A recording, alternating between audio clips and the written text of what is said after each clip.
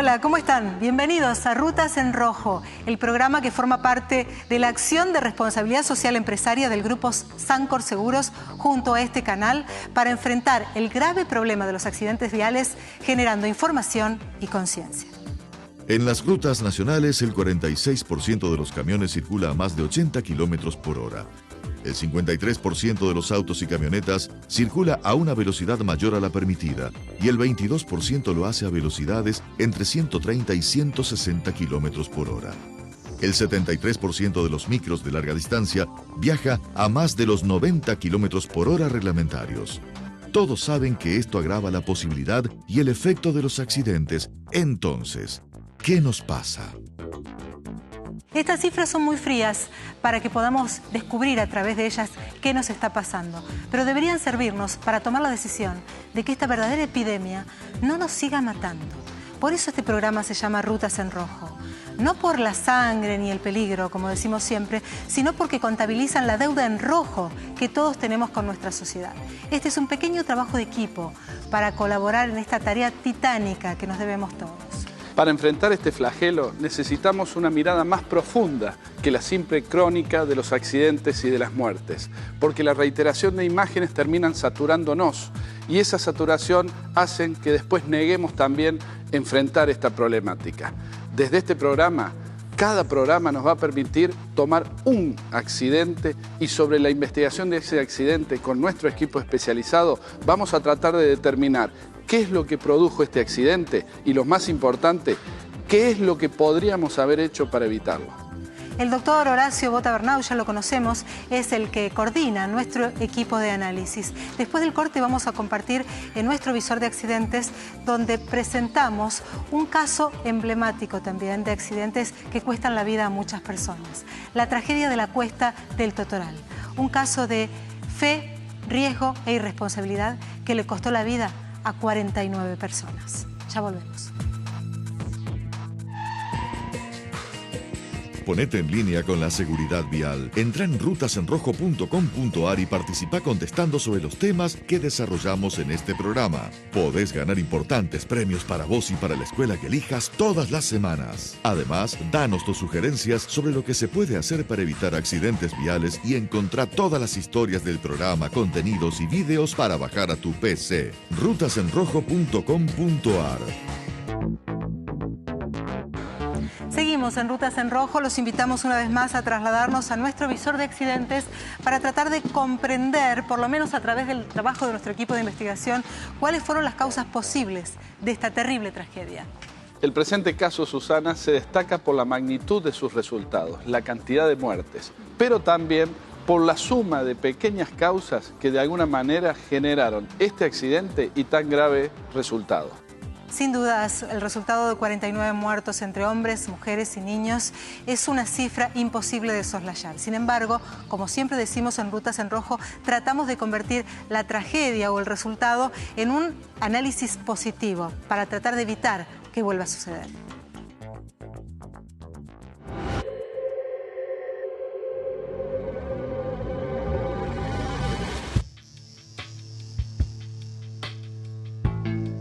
Las chimeneas de los ingenios señalan que estamos en Tucumán, la provincia argentina famosa por su caña de azúcar y sus cielos infinitos.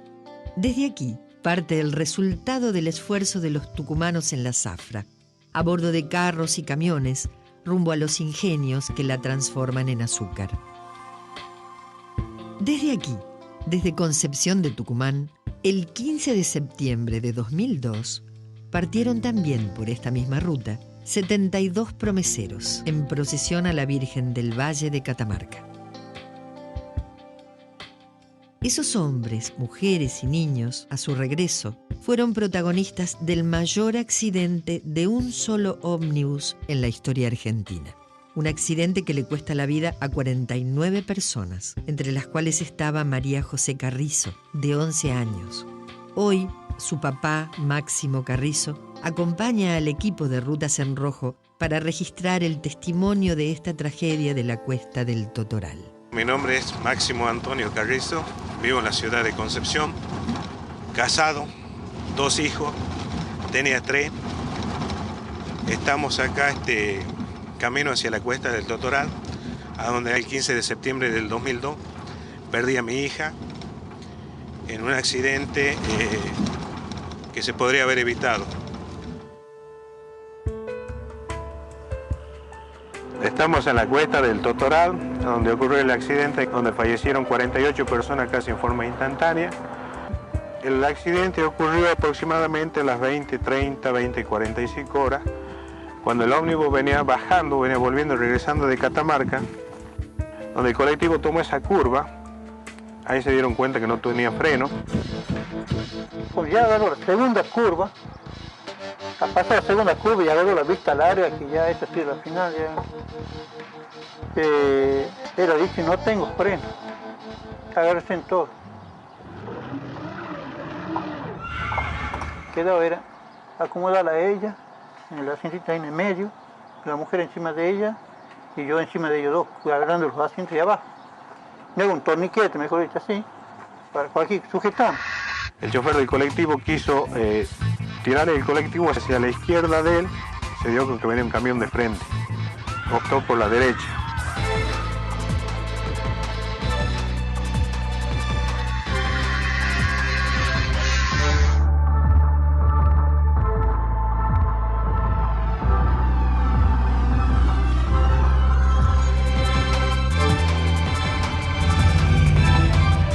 El colegio se había hecho mucho, y al haber visto mucho, dado contra las barandas que están al costado del cerro. Y venía dando ahí.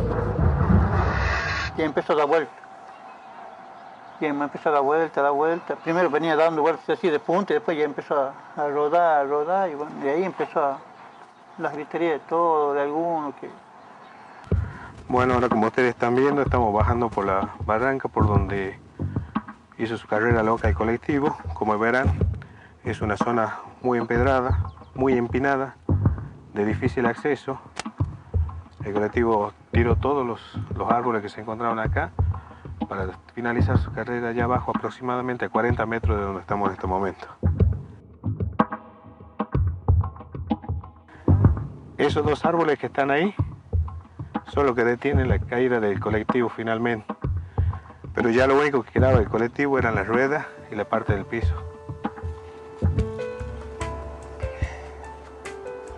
Y claro, yo quería buscar a mi familia, pero no se veía nada, se veía una polvadera y nada más. Y buscaba cómo salir, porque yo tenía el palo metido aquí, yo ahí tenía un palo metido, tenía vidrio ahí, tenía aquí en el codo. Y bueno, y empezó a arrastrarme como gracias a comparación como la vibra. Y empezó a arrastrar, pues yo pisaba con las piernas derechas, pisaba de costado y hacía impulso y la mano derecha me agarraba de las ramas, de lo que pillaba. Yo desesperado para salir, porque yo con el brazo otro llevaba ramiando. Y hasta que yo llego allá donde estaban las barandas y buscaba, tanteaba para buscar una piedra y golpeó la baranda. Cuando golpeó la baranda, el hombre empezó a alumbrar, aquí está uno, seguro. Y ahí se cuando llegaba la ambulancia. Llegó un enfermero, ahí un policía también. Y ahí estaba el señor Oyola, con el autito blanco, y él estaba de camisa y pantalón verde de vestir. Y él estaba con la mano así en la cabeza, arriba el techo del camino, el auto estaba así. Y le decía al policía algo, que ese es el dueño, ese Oyola, el dueño del colectivo. El dueño del colectivo. Parece un dato importante en cuanto a responsabilidad en esto, Horacio. Así es, cuando uno analiza los posibles factores que han generado este accidente, encuentra en la posible falta de mantenimiento del vehículo, en el exceso de ocupantes y el exceso de carga de la unidad y también, por no decirlo, en la falta de capacitación adecuada del chofer para resolver una situación de crisis.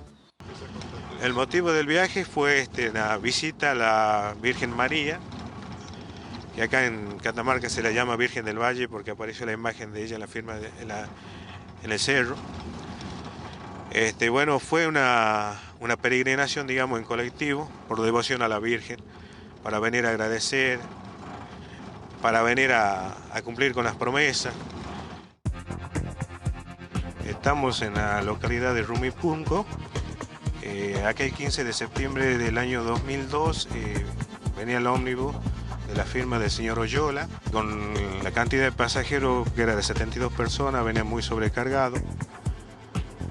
venían sin los papeles en regla. Desde este lugar, aproximadamente a esta distancia, el vehículo ya aminora la marcha. Hace como que va a frenar para que lo controlen, el control que no se realiza, y pasa nomás. Uno de los policías le hace seña que pase. Llegamos al control, ya estaba el señor Oyola conversando con un policía. Y el policía que estaba con él, el policía hacía seña que pase nomás. Pero no ve ningún otro auto para que decir, bueno, lo para un poco, pregunta, no, nada. Notando los pasajeros de que al costado del puesto fronterizo se encontraba el auto del señor Oyola, propietario del colectivo.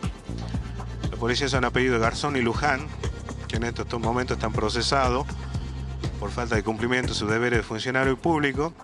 Lo que yo inicio es un juicio de daños y perjuicios en contra de todos los responsables civiles. A su vez, existe una responsabilidad penal. Esa responsabilidad penal se está tramitando contra los policías de Tucumán y contra Oyola en el Centro Judicial de Concepción, y en estos momentos esa causa se encuentra en la Cámara con la apertura a prueba. Mi nena se llamaba María José Carrizo, 11 añitos. Habíamos fijado con la gente del viaje que le íbamos a esperar en un determinado lugar a 2 cuadras de mi casa. Ese día no me desperté a las 5 de la mañana, me dormí, me desperté a las 5:35. Entonces, muy apenado porque mi hija no iba a poder hacer el viaje. Le pedí 1000 veces disculpas por el error mío, y aún así fuimos a esperar el colectivo. Le dije que hasta las 6 esperábamos, si no venía el colectivo nos volvíamos a la casa. Ella aceptó, porque nunca ponía oposición, y llegó el colectivo a las 6 menos 2 minutos. Si el colectivo llegaba a las 6 yo no estaba ahí con ella. Cosa de Dios, ¿no? Son reflexiones importantes, reflexiones que están directamente relacionadas con la culpa que no se puede evitar tener cuando se presencia, cuando se está ante la muerte de un ser querido. Pero hay otras respuestas que no tienen que ver con la culpa, sino con la acción, con la actitud que tenemos que tomar para evitar este tipo de tragedias. Por eso, después del corte, lo invitamos a compartir el análisis del accidente en nuestro laboratorio de rutas en rojos.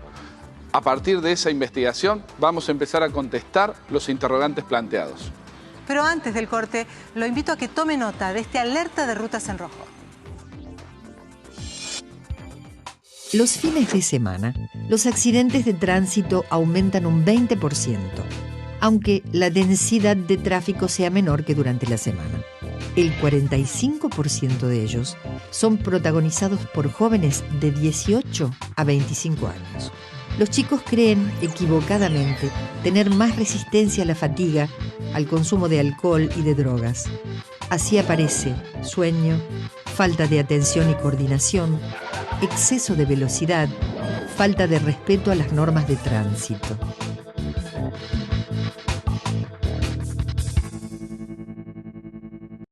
Ponete en línea con la seguridad vial. Entra en rutasenrojo.com.ar y participa contestando sobre los temas que desarrollamos en este programa. Podés ganar importantes premios para vos y para la escuela que elijas todas las semanas. Además, danos tus sugerencias sobre lo que se puede hacer para evitar accidentes viales y encontrar todas las historias del programa, contenidos y videos para bajar a tu PC.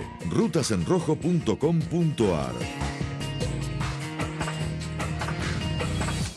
Seguimos en Rutas en Rojo. Quizá usted se pregunte por qué lo hacemos en este lugar, entre estos despojos, con estas huellas de accidentes brutales de tránsito, para que nos demos cuenta que hace falta algo que nos permita cambiar y modificar nuestra actitud. Los invito a trasladarnos al laboratorio de análisis. Y acá estamos con todo el equipo listo para hacer el análisis. El señor Jerónimo Bonavera. ¿Cómo está, Jerónimo? Bien, contento de volver a participar. Bueno, el análisis, por supuesto, que tenemos que hacer en forma objetiva, que nos permite este laboratorio. Indudablemente, lo que pretendemos aquí es alejarnos de las cuestiones afectivas, las cuestiones muy humanas, y tratar de enfocar este tema desde el punto de vista técnico. Encontrar las respuestas a las interrogantes que nos planteamos en los accidentes y, sobre todo, que es lo más importante, tratar de determinar cómo prevenimos estos accidentes en el futuro. Es importante lo que plantea Horacio, porque si nos ponemos solamente desde el dolor o nos quedamos en el dolor de lo que vemos en el accidente, es muy difícil reconstruir el tejido social que se nutre de conductas individuales. La suma de conductas individuales preventivas es lo que va a hacer que en el futuro este flagelo que son las muertes y los accidentes de tránsito disminuya. Hay en este caso en particular un fuerte componente de responsabilidad que quieren endilgarle los deudos a determinadas personas en particular. Es como una búsqueda permanente de culpables concretos y palpables. Sin embargo, es necesario realizar un análisis técnico y por eso otra vez nos trasladamos al CESBI con el ingeniero Gustavo Brambati. Bueno, cuando uno ve este accidente uno se da cuenta que el mantenimiento tuvo un rol protagónico. Protagónico en el sentido de las consecuencias que se pagaron por este accidente, porque realmente la estructura del micro fue muy endeble y no pudo contener a los pasajeros dentro del ómnibus y además en exceso de pasaje. Pero también fue protagónico en el sistema de frenado, o sea, un sistema de freno mal mantenido, con fallas realmente evidentes, en una cuesta tan prolongada como es la cuesta del Totoral, es muy difícil que se sostenga. O sea, obviamente que llega un momento donde la presión de freno empieza a mermar, donde las campanas empiezan a cristalizar, donde empiezan a levantar temperatura, y es en este punto donde obviamente se empieza a perder acción de frenado y entonces se recorren a otras alternativas que fueron muy complejas para poder resolver la situación del accidente. ¿Y qué podría haber hecho el conductor en este caso, Gustavo? Bueno, uno se da cuenta que ante una acción tan crítica, el conductor, la acción más automática que tiene el conductor es la acción de frenado. Es una realidad. Claro, podría haber hecho otras cosas, uno se imagina que sí, posiblemente tirar un rebaje para tratar de bajar la velocidad o tratar de frenar con la montaña, pero son situaciones realmente que salen de lo común. Pero por eso uno se da cuenta que en este accidente, o sea, el hecho crucial que creo que vale la pena ponerle foco es el mantenimiento, obviamente, el mantenimiento y los controles que se hacen sobre el mantenimiento. Creo que es fundamental para que accidentes de este estilo no vuelvan a repetirse. Para tener una idea cabal de cuál fue la maniobra del conductor, preparamos esta recreación en forma digital.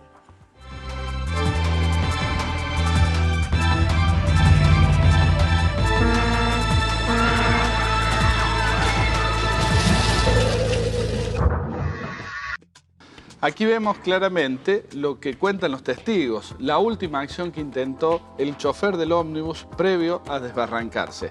Indudablemente alguien podrá decir que hubo muchas otras maniobras que podría haber intentado. Evidentemente las hay, pero ya estábamos sobre el final, ¿no es cierto? Entonces, ahí es donde tenemos que ser claros, no tenemos que llegar al final para ver dónde empezó el accidente. El accidente empezó mucho tiempo antes de que fallaran los frenos. Indudablemente. ¿Hay falta de profesionalidad en el chofer? Es probable. ¿Falta de mantenimiento? Está claro que esto es así. Claro. Exceso de pasajeros y equipaje también está claro. Sí. Y eso no se dio en la cuesta del Totoral, sino que empezó mucho antes. Y eso es lo que tratamos de decir cuando hablamos de la prevención en la detección de estas situaciones de riesgo que generan las tragedias. Yo te digo algo. Y si analizamos bien el video desde el comienzo del programa, cuando nos ubicamos en la localidad donde arranca la peregrinación. Si ustedes recuerdan, en la ruta de Concepción, veíamos los trencitos del azúcar, que era un tractor con 4 o 5 carritos que lleva el azúcar, había caña en el suelo, y adelante del tractor iba un camión con acoplado sin espacio suficiente como para provocar un adelantamiento. ¿Qué hubiera pasado si ese colectivo, en su propio lugar de salida, hubiera hecho un intento de adelantamiento y se hubiera encontrado con el túnel que le provocaba esa forma de manejarse en la zona de Zafra y hubiera tenido un vehículo de frente? Podría haber ocurrido este tipo de desgracia, a lo mejor sin el desbarrancamiento, pero con una cantidad de víctimas similares e incluso involucrando a terceros. Ahora, lo que decía Horacio con respecto a la pericia o la impericia del conductor y lo que decía Brambati, tiene relación directa con lo que el conductor podría haber hecho, pero hay tantas violaciones flagrantes al Código de Tránsito, incluso desde la cuestión técnica del vehículo mismo, que uno se pregunta por qué la gente no las vio, por qué relajamos tanto los controles en función de la fe o de lo que sea, para que todo ese tipo de cuestiones pasaran a un segundo plano, directamente pasaran desapercibidas. Ocurre que en manifestaciones colectivas como esta, donde presuntamente uno va a agradecer por la vida o va a disfrutar la vida, como es un viaje de estudios, claro, en los estudiantes secundarios habitualmente, se potencia el objetivo de lo que se quiere ir a hacer y se pone en segundo lugar la seguridad vial. Ese es lo que yo veo dentro de estas situaciones. Y es lo que nuestros oyentes televidentes tienen que ver, de que no ocurra cada vez que hacen un viaje colectivo. Asegurarse de que el colectivo esté en condiciones en primera medida. Y además, claro está, que si no lo vieron los usuarios estos defectos, tampoco estuvo el Estado para detectarlos preventivamente. Y creo que acá viene el segundo problema. Sí. Tenemos que trabajar sobre que cada uno detecte las situaciones y tenemos que reclamar que el Estado, porque estas fiestas, estos viajes, estas situaciones que masivamente se reproducen en distintos lugares del país, son conocidas, por los cuales la planificación y los programas de prevención también tienen que apuntar a estos actos de fe, a los viajes de estudio, las épocas del año de los viajes de vacaciones. Es decir, no podemos decir que nos sorprenda que en determinadas fechas se movilicen vehículos que no están en condiciones y después encargarnos de lamentar estas tragedias. Y también volvemos acá al caso, como ya analizábamos con los chicos de Córdoba, así en realidad es conveniente para las autoridades no estar ahí en el momento preciso o si simplemente pasa por la negligencia. Porque sabemos que en el caso de la Cuesta de Totoral hubo un control policial, pero también fue debidamente pasado con algún arreglo entre el conductor y la policía. Indudablemente, acá había cuestiones muy objetivas que hubieran permitido detener ese vehículo y no dejarlo circular. El exceso de pasajeros por sí solo es causal suficiente para inmovilizar el vehículo. Exacto. No se realizó, por lo tanto hay responsabilidades. La pregunta, y algo plantea también Jerónimo, ¿hoy se están haciendo? Nos quedamos con esa duda, porque si de esta experiencia no cambiamos el concepto del control en vía pública, seguramente estas muertes fueron en vano. Eliminaciones de esas tenemos en todo el país, permanentemente, y sobre todo la gente que habitualmente converge en esa, no es gente que normalmente tiene un poder económico muy fuerte como para poder elegir su medio de movilidad. Entonces, sabiendo que hay masividad, se usa cualquier tipo de vehículo. Y hay una connivencia total en la falta de controles, ¿no es cierto?, en la permisividad para mantener la fiesta, que en vez de ser solamente una fiesta de fe o de religiosa, se transforma también en una fiesta de negocios económicos. Entonces, el criterio que tiene que prevalecer dentro de la sociedad es, primero, vamos a agradecer, vamos a divertirnos, pero no dejemos de pensar cómo llegamos para poder volver. Y por otro lado, como decía recién Horacio, si esto sirvió para que fuera el caso más dramático en cantidad de víctimas en un solo hecho en colectivo, ¿por qué siguen pasando este tipo de vehículos por las rutas argentinas? ¿Por qué siguen pasando? Este es el análisis y la reflexión. En el próximo bloque, las conclusiones. Pero antes, los invitamos a compartir una alerta de Rutas en Rojo. Como parte de las salidas nocturnas, se ha generalizado el consumo de bebidas energizantes mezcladas con bebidas alcohólicas. En verdad, el exceso de consumo de energizantes con alcohol puede provocar hipertensión, calambres, convulsiones, arritmias y otras complicaciones cardíacas. El principal problema es que, induciendo una falsa sensación de retraso de los efectos del alcohol, los consumidores llegan más embriagados a la hora de manejar, potenciando el riesgo de accidentes. Nuestro objetivo en cada programa es terminar con un mensaje positivo para impulsar una reacción que pueda cambiar esta realidad en que vivimos. Como síntesis de la tragedia del Totoral, queremos escuchar la reflexión de Máximo Carrizo, el papá de María José, de 11 años, una de las víctimas. Habíamos fijado con la gente del viaje que le íbamos a esperar en un determinado lugar a 2 cuadras de mi casa. Ese día no me desperté a las 5 de la mañana, me dormí, me desperté a las 5:35. Entonces, muy apenado porque mi hija no iba a poder hacer el viaje. Le pedí 1000 veces disculpas por el error mío y aún así fuimos a esperar el colectivo.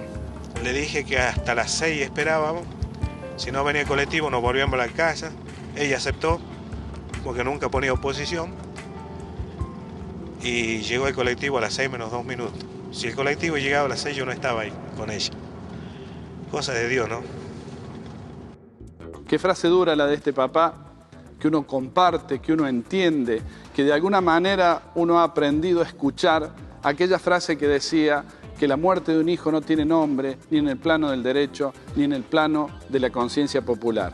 Pero nosotros de este programa no nos queremos quedar con este mensaje, pues parecería que el solo hecho de haberse demorado el ómnibus habría sido la causa del accidente. Nosotros tenemos que pensar en otra cosa, porque lo que queremos hacer es que estas tragedias no se repitan. Desde ese punto de vista, y esto es lo que tenemos que transmitir, cualquier viaje que hagamos en cualquier tipo de ómnibus o vehículo de transporte público, debemos tener presente 2 o 3 cuestiones elementales. La primera, que el vehículo tenga las condiciones mínimas de seguridad, que uno pueda visualizar que el vehículo está en condiciones. La segunda de estas condiciones, que el vehículo tenga las habilitaciones, la documentación, el seguro adecuado que cubra cualquier tipo de accidente. La tercera, que solo viajen en el vehículo los pasajeros para los cuales está diseñado este vehículo, porque en cualquier viaje no es conveniente y genera un enorme riesgo el hecho de que vayan pasajeros parados o que vayan pasajeros en mayor cantidad a lo que está diseñado estos vehículos. El cumplimiento de este tipo de normas a veces son soslayados en medio de la emoción que implica un viaje de estas características. Por ejemplo, en este caso fue la fe y el entusiasmo lo que impidió vislumbrar quizás a la mayoría de los pasajeros que el incumplimiento de esas normas de tránsito podía costarles la vida. Que el entusiasmo no nos nuble la razón. Exijamos siempre el cumplimiento estricto de las normas de tránsito para cuidar la vida de cada uno de nosotros. Y recuerde, usted puede ayudar a salvar vidas. Por empezar, la suya. Porque más allá de las estadísticas, un solo muerto más es demasiado.